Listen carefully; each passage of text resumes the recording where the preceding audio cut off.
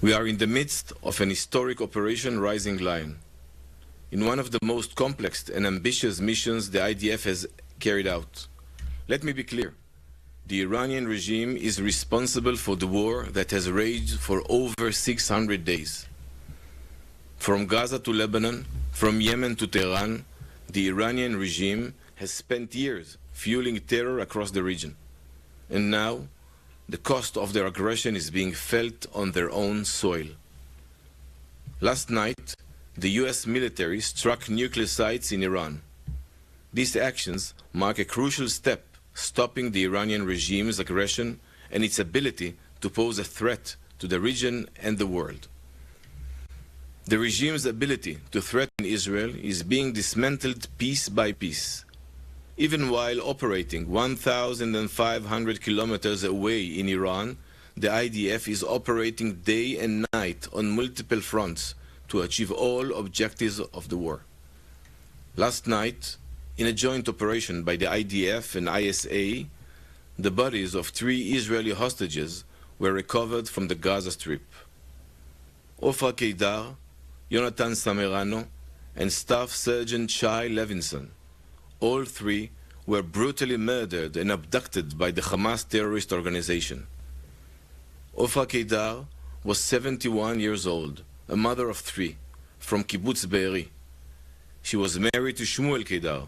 Both were murdered brutally in their kibbutz. Natanz was 21 years old. He was celebrating life at the Nova Music Festival when Hamas opened fire on him. He was then dragged into Gaza by Hamas terrorists. More disturbing, one of the terrorists was an UNRWA worker. Let that sink in. UN workers took part in the October 7th massacre. Staff Sergeant Shai Levinson was 19 years old. He was a tank commander who bravely fought against terrorists on the morning of October 7th. He fell in battle, defending Israeli communities until his last moments. His body was then taken to Gaza.